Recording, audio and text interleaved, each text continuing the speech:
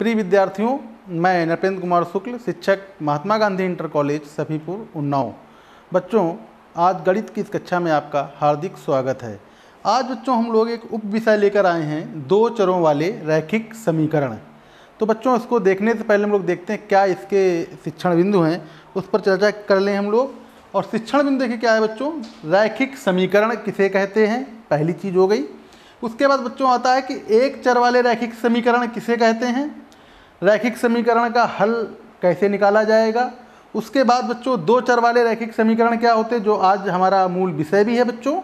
और साथ में दो चरों वाले रैखिक समीकरण का आलेख, ये क्या होगा बच्चों, कैसे आलेख निकालेंगे ग्राफ पेपर की सहायता से।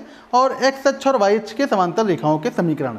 और बच्चों अंत में हम लोग गृह कार्य ये भी देखेंगे कि गृह कार्य में कौन कौन से क्वेश्चन समाहित किए गए हैं।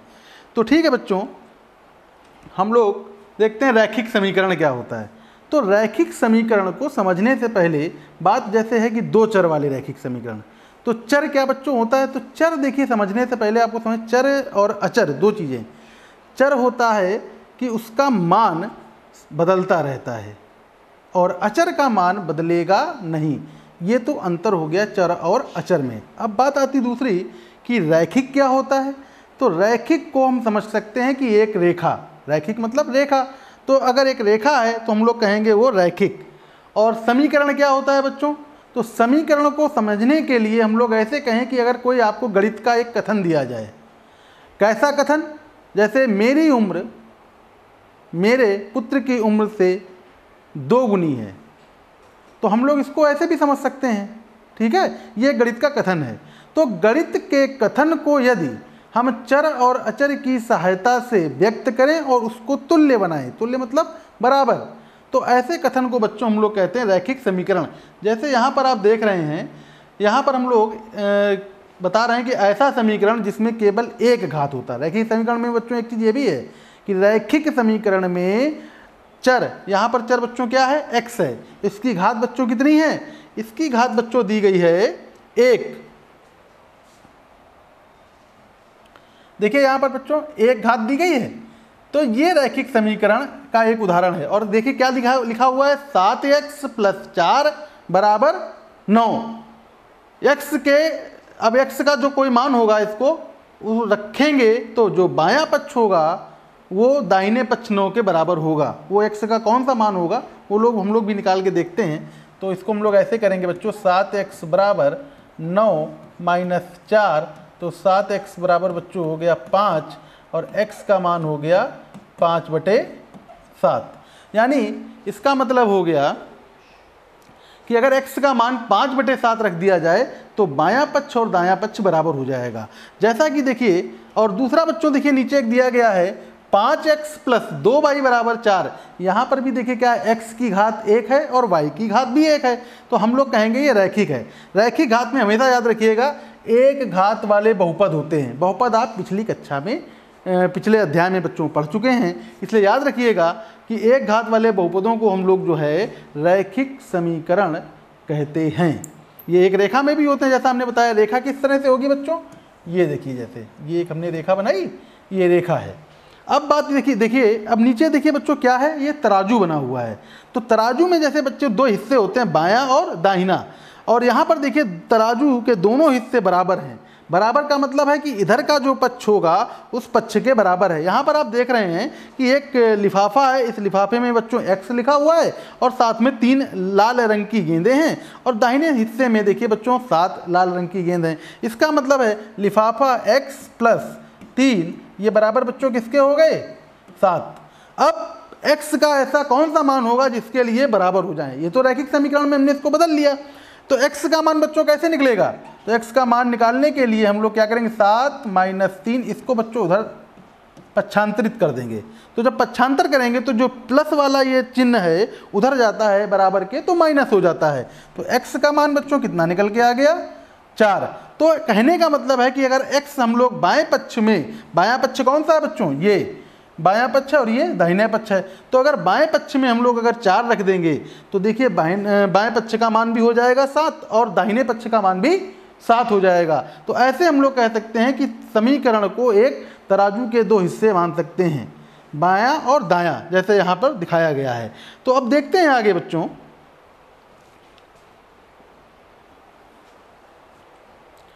एक चर वाले रैखिक समीकरण क्या होते हैं। जैसा मैंने बताया कि ऐसा समीकरण जिसमें केवल एक चर हो। एक चर मतलब या तो x होगा या तो y होगा, और उसकी उच्चतम घात भी कितनी होगी, बता चुका हूं। उच्चतम घात कितनी होती है बच्चों, बिल्कुल सही, एक होती है, और एक चर वाले रैखिक समीकरण कहलाते हैं। अब देखिए यहाँ पर एक उदाहरण दिया गया है, ax प्लस बी बराबर 0, जहाँ a और b क्या है बच्चों, वास्तविक संख्याएं हैं। a का मान शून्य नहीं होगा किसी भी कीमत में। अगर शून्य हो गया तो ये समीकरण ही नहीं रहेगी। ठीक है, इसका एक उदाहरण देखिए बच्चों, जैसे लिख लेते हैं इसको लिख लेते हैं 2x प्लस 3 बराबर 0।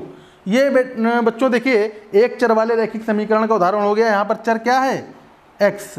इसी तरह से बच्चों 4x प्लस 8 बराबर 0। यहाँ आप देख रहे हैं कि अगर इसकी तुलना भी की जाए बच्चों, तुलना अगर इससे कर दी जाए ax प्लस बी से, तो देखिए क्या होगी बच्चों तुलना करने पर। यहाँ से अगर आपसे कहा जाए a का मान कितना होगा बच्चों, तो देखिए यहाँ पर x का गुणांक 4 है, यहाँ पर x का गुणांक a है, तो a कितना हो गया 4, और b बच्चों कितना हो गया, b का मान हो गया 8।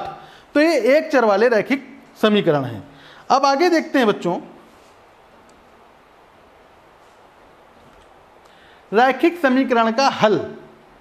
तो कह रहा है चर का ऐसा मान जिसे रैखिक समीकरण में चर के स्थान पर रखने पर समीकरण के बाएं और दाहिने पक्ष बराबर हो जाते हैं, तो हम लोग कहेंगे वो रैखिक समीकरण का हल होता है, जैसा मैं अभी पिछली स्लाइड में बता चुका हूँ। ठीक है, एक चर वाले रैखिक समीकरण का हल कैसा होता है, अद्वितीय। अद्वितीय बच्चों क्या होता है पता है, अद्वितीय का मतलब होता है कि उसके अलावा फिर कोई दूसरा हल नहीं होगा। जैसे अगर आप देखिए, जैसे हमने इसमें बताया था आपको, इस स्लाइड को अगर लेके बच्चों चलें तो देखिए इसमें क्या होगा, 7x प्लस 4 बराबर 9, और 7x बराबर बच्चों हो जाएगा 9 माइनस 4। तो x का मान बच्चों कितना निकल आया 5, और ये 7 इधर चला जाएगा। तो देखिए x का मान 5/7 है, इसके अलावा कोई दूसरा मान नहीं हो सकता है, इसलिए हम लोग कहेंगे कैसा ये हल है, अद्वितीय हल है। ये भी ध्यान रखने वाली बात है बच्चों। अब आगे देखते हैं हम लोग, एक चर वाले रैखिक समीकरण का हल अद्वितीय होता है। अब बात आती है दो चरों वाले रैखिक समीकरण, ये हमारा मूल विषय भी है।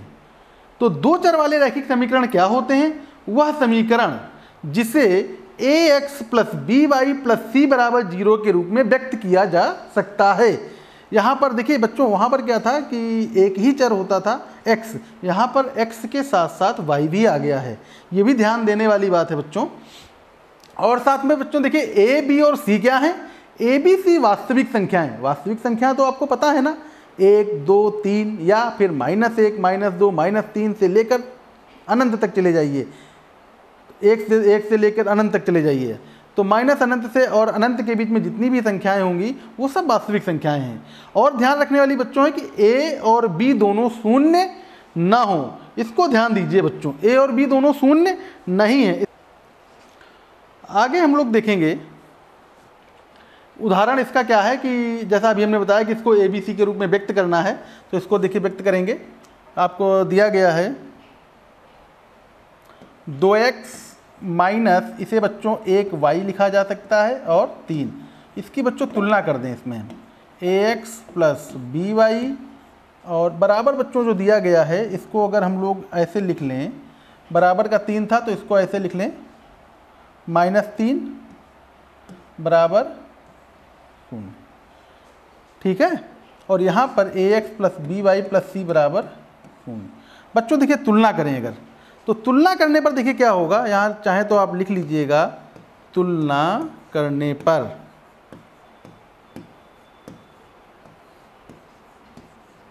तो देखिए तुलना करेंगे बच्चों, देखिए यहाँ पर आप देख रहे हैं a का मान कितना है, a का मान है बच्चों 2। यहाँ आप देख रहे हैं b का मान कितना है 1 होगा, 1 का चिन्ह भी तो लेंगे बच्चों -1, और साथ में बच्चों देखिए c का मान कितना होगा, c का मान -3। इस तरह से हम लोग इसकी तुलना करके ऐसे निकाल सकते हैं। दूसरा देखते हैं बच्चों, इसमें एक और उदाहरण दिया गया है, उसको भी देख लेते हैं। 4x प्लस 3 बराबर -6। तो देखिए इसको कैसे लिखेंगे, 4x + 3y + 6 बराबर 0, ऐसे लिखा जा सकता है।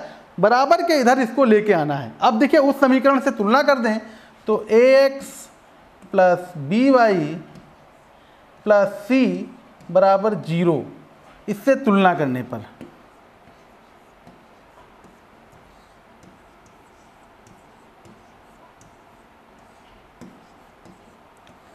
देखिए ये तुलना करने पर बच्चों देखिए क्या है कि यहाँ पर देखिए x का गुणांक कितना है, a है, और वहाँ पर x का गुणांक ऊपर वाली समीकरण में कितना है, 4 है, तो a का मान 4 हो गया। इसी तरह से y का गुणांक बच्चों कितना है, यहाँ पर b है, वहाँ पर y का गुणांक कितना है, 3 है, और c बच्चों देखिए कितना है, 6। इस तरह से हम लोग इन समीकरणों में a और b और c के मान ज्ञात कर सकते हैं। अब आगे देख लेते हैं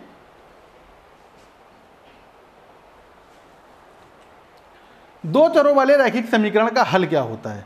तो दो चरों वाले बच्चों रैखिक समीकरण का अगर हमें हल लिखना है तो बस एक चीज़ ध्यान रखनी है, इसमें अनंत हल होंगे। दो चरों वाले रैखिक समीकरण में अनंत हल होंगे। देखिए जैसा यहाँ लिखा भी है, अपरिमित रूप से अनेक हल होते हैं, ठीक है। और साथ में एक चीज़ और लिखी है, चरों के जो मान संतुष्ट करते हैं उन मानों का क्रमित युग्म उनका हल कहलाता है। और क्रमित युग्म क्या होता है बच्चों, ये आप पिछले अध्याय में पढ़ चुके हैं। क्या पढ़ा था पिछले, निर्देशांक ज्यामिति। और निर्देशांक ज्यामिति में आपने पढ़ा था x को बच्चों क्या कहते थे, भुज कहते थे, और y को बच्चों क्या कहेंगे, कोटि। तो इसको बच्चों याद रखिएगा, भुज और कोटि के रूप में भी लिखा जाता है x, y, ठीक है। तो भुज और कोटि पढ़ते हैं। तो यहाँ पर देखिए दो चरों वाले रैखिक समीकरण का अनेक हल होते हैं। कैसे हल होंगे, कैसे किया जाए इसको देख लेते हैं। जैसे यहाँ पर दिया गया है तो y बराबर बच्चों कितना हो जाएगा, 6 - 2x। अब x के मान आप चाहें जितने रख लें, 0, 1, 2, 3, 4, 5। तो सबसे पहले हम लोग x बराबर 0 रखें बच्चों। देखिए 0 रखेंगे तो क्या मिलेगा, y बराबर 6 - 2 × 0। 2 का 0 से गुणा बच्चों 0 ही होगा। तो देखिए y का मान 6 निकल आया, कब, जब आपने x का मान कितना रखा था, 0। तो बच्चों देखिए लिखने का तरीका, पहले लिखेंगे भुज बाद में कोटि। तो 0, 6 इसका एक हल हो गया। ऐसे ही हम लोग एक दूसरा हल भी निकाल सकते हैं बच्चों। कैसा, y बराबर x का मान हमने 0 रखा, अब x का मान 1 रख लेते हैं। तो देखिए x का मान अगर 1 रखेंगे तो y बराबर बच्चों क्या निकल आएगा, 6 - 2 × 1। तो ये निकल आ जाएगा 6 - 2। और बच्चों ये मान देखिए निकल के आ रहा है 4। y का मान 4 आ रहा है, कब, जब x का मान हमने क्या रखा था, हमने x का मान 1 रखा था। तो ये 1, 4 ये बच्चों दूसरा हल निकल आया। इस तरह से हम लोग इसके अनेक हल निकाल सकते हैं। अगर आपसे कहा जाए 4 हल लिखिए तो अगला हम लोग x का मान 2 भी रख सकते हैं, 3 भी रख सकते हैं, 4 भी रख, जो मान आप रखना चाहेंगे उस तरीके से वो हल निकल आएंगे। अब आगे देख लेते हैं बच्चों, दो चरों वाले रैखिक समीकरण का आलेख कैसे खींचते हैं। तो बच्चों आलेख के लिए हमें कम से कम रैखिक समीकरण जो दो चरों वाली होती है उसके 2 हल चाहिए होते हैं। तो याद रखिएगा, दो चरों में रैखिक समीकरण को ज्यामितीय रूप से एक सरल रेखा द्वारा प्रदर्शित करते हैं, जैसा मैं शुरुआत में ही बता चुका हूं। और जिसके सभी बिंदु क्या होंगे, समीकरण के हलों का एक समूह बनाएंगे। ये भी ध्यान रखने वाली बात है। तो दो चरों में रैखिक समीकरण का आलेख कहते हैं। अब आगे देखते हैं बच्चों कि अगर ग्राफ खींचने के लिए हमें समीकरण के कम से कम 2 हलों की आवश्यकता होती है, जैसा मैं पहले बता चुका हूं। 2 हलों के संगत बिंदु ग्राफ पेपर पर अंकित कर देंगे और उसको मिला देंगे। और इस पर देखिए क्या है बच्चों, हमें एक क्वेश्चन लिया है x + y = 4, इसका हमें आलेख खींचना है। तो आलेख के लिए देखिए हम लोग अगली स्लाइड में चलते हैं। ये देखिए आपको दिया गया है बच्चों, यहाँ पर एक हमने ग्राफ पेपर का चित्र लिया हुआ, और इसी ग्राफ पेपर के चित्र में हम लोग देखिए क्या करेंगे कि सबसे पहले आप यहाँ पर इसको प्रदर्शित कर दें बच्चों। ये ले लेते हैं y, और बच्चों इसको ले लीजिए -y, ये बच्चों ले लीजिए -x, और बच्चों ये ले लीजिए x, ठीक है। और बच्चों इस चौराहे जहाँ पर ये मिलती हैं रेखाएं, इसको मूल बिंदु कहते हैं। यहाँ पर x और y दोनों शून्य होते हैं, ये ध्यान रखने वाली बात है।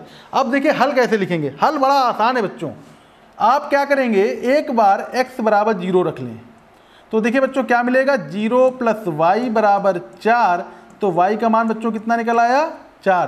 तो एक तो हल आपको मिल गया 0,4, इसे हम लोगों ने कह दिया a। इसी प्रकार से बच्चों एक मान आप y बराबर 0 ले लीजिए, एक बार x को 0 रखना है और एक बार y को 0 रखना है। तो जब बच्चों y को 0 रखेंगे हम लोग यहाँ पर, तो देखिए क्या होगा, x प्लस 0 बराबर 4। तो x का मान बच्चों कितना निकल आया 4। तो देखिए क्या हो जाएगा 4,0, ये हो गया b। इसको अगर हम लोग बच्चों एक सारणी अगर हम बना लें, और सारणी में भी हम लोग दिखा सकते हैं इसको, अभी दिखा देंगे इसको। तो देखिए सबसे पहले तो हम इसको क्या करें कि इसको हम लोग अपने ग्राफ पेपर पर अंकित करें। ग्राफ पेपर पर देखिए अंकित कैसे करेंगे। सबसे पहले देखिए x का मान कितना है 0। जब बच्चों x का मान 0 होता है तो हमें y अक्ष पर चलना होता है। तो जब x का मान 0 है तो y का मान कितना है 4। तो देखिए y अक्ष तो हमारी ये हो गई। तो y अक्ष पर देखिए बिंदु 1, 2, 3 और 4। तो ये बच्चों बिंदु हो गया 0,4। इसे हमने नाम दे दिया a। अब देखिए दूसरा, इसे हम लिखना चाहें तो ऐसे लिख भी सकते हैं 1, 2, 3, वो 0,4 है ही। अब आगे देखते हैं दूसरा बिंदु बच्चों क्या होगा, y बराबर 0 का मतलब होता है x अक्ष। तो जब y 0 होगा तो x अक्ष का मतलब क्या होगा, x अक्ष पर चलना होगा। और कितना मान देखिए दिया गया है, फिर से वही चीज 1, 2, 3 और बच्चों ये देखिए 4। ये हमें देखिए बच्चों दूसरा बिंदु मिल गया b। अब क्या करते हैं, इन दोनों बिंदुओं को आपस में मिला देंगे। हमें ग्राफ पेपर के लिए कम से कम मैंने बताया था 2 ही बिंदु चाहिए होते हैं। आप देख रहे हैं ये एक सरल रेखा मिल गई, ये एक सीधी रेखा मिल गई, ये इसका आलेख है। आप इस तरह से कोई भी सवाल करके दिखा सकते हैं अगर इसको चाहें बच्चों। एक तो देखिए इसको हल अगर करना चाहें तो इसको हल भी कर सकते हैं। और ये एक दूसरा सवाल लेके चलते हैं बच्चों।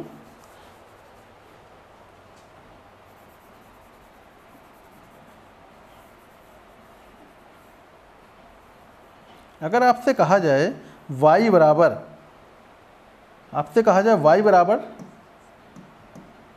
2x, इसका ग्राफ खींचिए।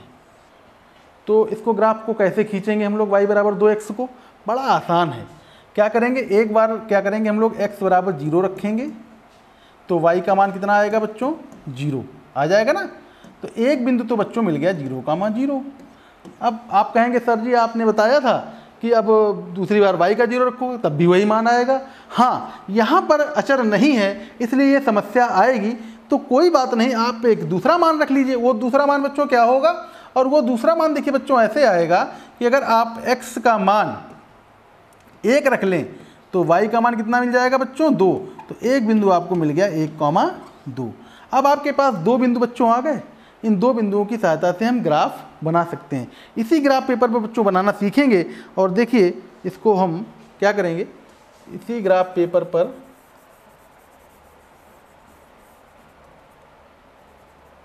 देख लेते हैं कैसे बनाएंगे हम लोग। ये था हमारा x, कितना मान बच्चों दिया गया, एक तो 0, 0 दिया गया, दूसरा 1,2। तो बच्चों एक तो ये है और 2 ये है ये हमको मिल गया। अब 2 बिंदु मिल गए बच्चों, इन दोनों बिंदुओं को मिला दीजिए। ये हमारा y बराबर 2x की लाइन है।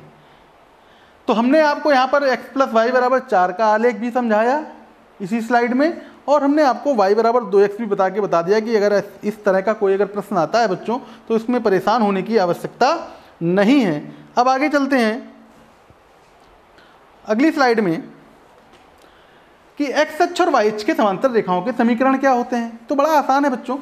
x अक्ष का समीकरण हम लोग इसके पूर्व अध्याय निर्देशांक ज्यामिति में हमने पढ़ा भी है कि x अक्ष का समीकरण क्या होता है जब y होता है 0, और y अक्ष का समीकरण क्या होता है जब x होता है 0। ये तो आपको पता होगा। तो x अक्ष के समांतर रेखाओं के समीकरण y बराबर b तथा y बराबर -b होते हैं। इसको हम लोग कैसे दिखाएंगे ग्राफ पेपर पर, ये भी थोड़ा देख लेते हैं। हम यहाँ पर क्या करें, ऐसे दिखा लें, ये बच्चों x है और ये y है। तो y बराबर b, तो कह रहा है ना x अक्ष के समांतर, तो एक्स अक्ष के समांतर हमें चाहिए, तो समांतर बच्चों तो यही होगा। समांतर आपको पता है ना, समान अंतर किससे? एक्स अक्ष से। तो एक्स अक्ष तो बच्चों ये हो गई, इससे समान अंतर पर कितना दूरी है बच्चों? y बराबर b। तो y बराबर अगर b लेना है, इसको बच्चों दूसरे रंग से देख लेते हैं, तो y बराबर b, तो हम इतनी दूरी कवर कर लें, ये हो गया आपका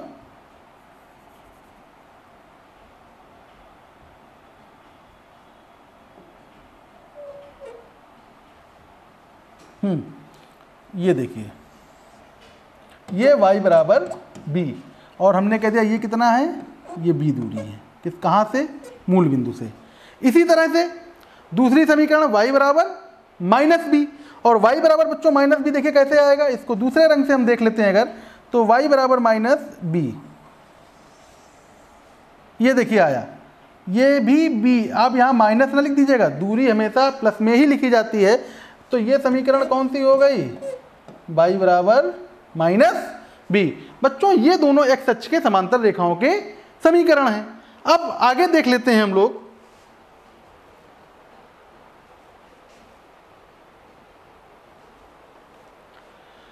y अक्ष के समांतर रेखाओं के समीकरण क्या होंगे? x बराबर बी और x बराबर माइनस बी। इसको देखिए कैसे करेंगे हम लोग, बहुत ही आसान है।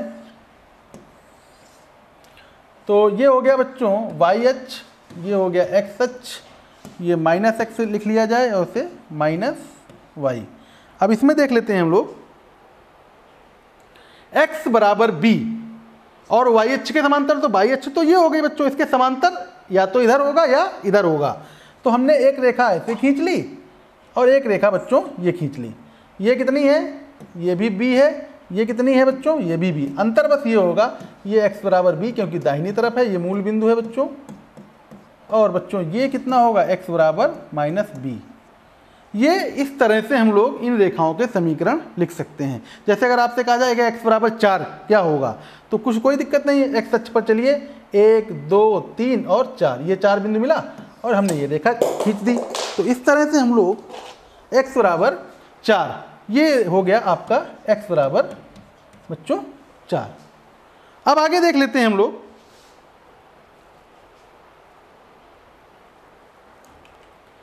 एक उदाहरण बच्चों दिया कि y बराबर 2 का एक चर एवं 2 चरों में ज्यामितीय निरूपण करना है। ये एक तरह का सवाल भी है, इसको भी देखना जरूरी है बच्चों।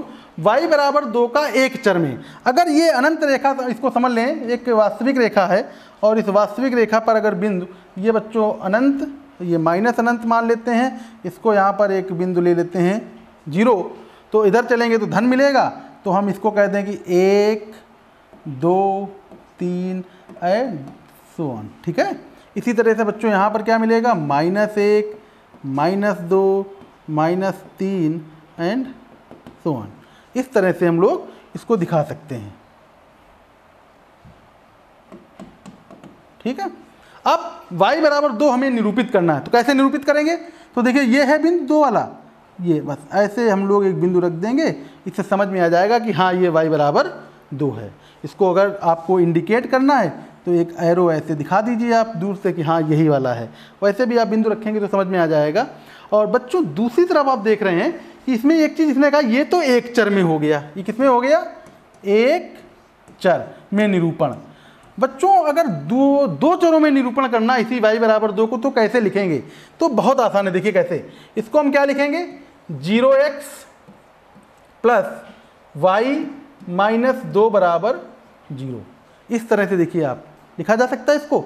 तो यहाँ 2 चर बन गए, एक x और एक y। इसको अगर दिखाना है तो देखिए ये y हो गया, ये आपका बच्चों x हो गया, ये माइनस x हो गया और ये माइनस y हो गया। आप अगर चाहो तो इसको डॉट डॉट डॉट डॉट दिखा दीजिए ऐसे, जिसमें आपको समझ में आ जाए कि हाँ ये रेखा है ऐसे, x अक्ष और y अक्ष। ठीक है बच्चों, अब देखिए y बराबर 2, तो y बराबर 2 कहाँ होगा? y अक्ष पर चलिए हम लोग, और चलने के बाद x के समांतर, ये y बराबर 2। इस तरह से हम लोग यहाँ पर इसको 1 और 2 चरों में निरूपित कर सकते हैं। अब अगर आगे देखा जाए,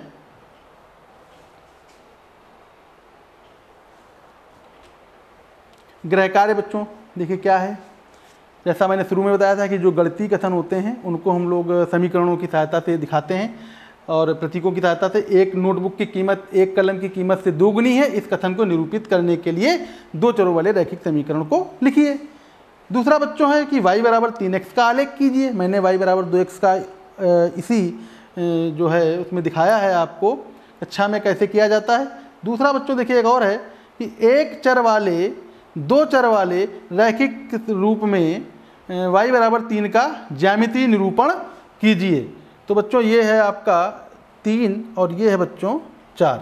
तो निरूपण करना है y बराबर 3 का, ये भी हम बच्चों y बराबर 2 का दिखा चुके हैं। और 5x बराबर 1 को समीकरण के रूप में भी लिखना है। तो बच्चों इस तरह से ये आपका गृह कार्य है और गृह कार्य हमें लग रहा है कि आप लोग ये सारे प्रश्न हल कर लेंगे, क्योंकि मैं आपको एक एक करके सब बता चुका हूँ। अब आगे देख लेते हैं हम लोग। अगर आपको बच्चों ऑनलाइन अगर अभ्यास करना है इस अध्याय का या इससे पूर्व के जो भी अध्याय हैं, अगर इनका ऑनलाइन अभ्यास करना है तो दीक्षा ऐप पर जाइए, या फिर बच्चों उत्तर प्रदेश सरकार का एक चैनल है उस पर देखिए, उत्तर प्रदेश माध्यमिक शिक्षा विभाग, इस पर भी सारे आपको वीडियो उपलब्ध हो जाएंगे और उनका अध्ययन करिए। और इसी के साथ आशा है कि आपको ये अध्याय समझ में आया होगा। बहुत बहुत धन्यवाद।